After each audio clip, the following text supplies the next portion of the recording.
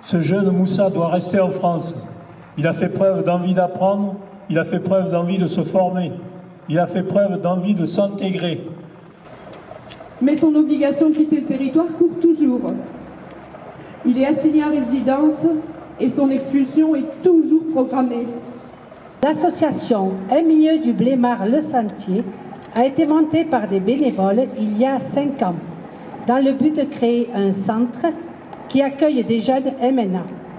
Je suis vice-présidente de cette structure et je m'appelle Dominique. Ces jeunes vivent soit dans les locaux de la MEX, maison d'enfants à caractère social, au Blémard, ou dans la structure du SAVA, le service d'accompagnement à la vie autonome, qui se trouve à Mende. Tous sont pris en charge par une bonne équipe éducative. Ça fait bientôt 4 ans que je suis en France. Je suis accueilli par le département de la Lozère. Je suis accompagné par les associations au Blémard. On appelle c'est mieux du Blémard. Bon, on m'a aidé à m'inscrire à l'école. Au collège, j'ai fait au collège. Après au collège, je me suis inscrit au CFA pour chercher un travail pour apprenti. Voilà, pour le moment, et voilà. Et donc je passe par Vicente Pierre, qui est fier de son apprenti. Je suis au lycée, maintenant comme j'ai eu un petit problème avec la préfecture, bon, pour le moment je suis obligé d'aller pointer à la police chaque matin, vers 8h à 10h. Bon, ça c'est gênant. Bon, voilà.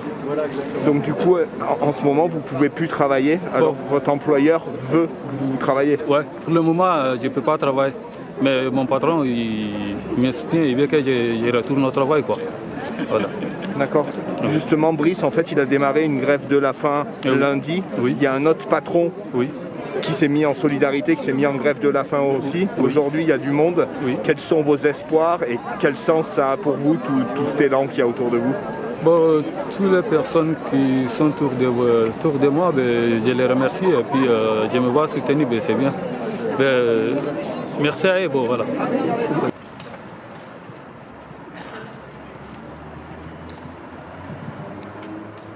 Ils s'appellent Ibrahima, Mamadou, Moussa, Boubacar ou Adama. Ils sont là depuis 2, 3, voire 4 ans et ils ont une épée de Damoclès sur la tête car, à leur majorité naissante, ils ont reçu un avis d'OQTF, obligation de quitter le territoire français, de la part de la préfecture et à tout moment, ils peuvent être amenés à partir. Mais pourquoi? En France, nous avons des lois ou des missions officielles qui se contredisent.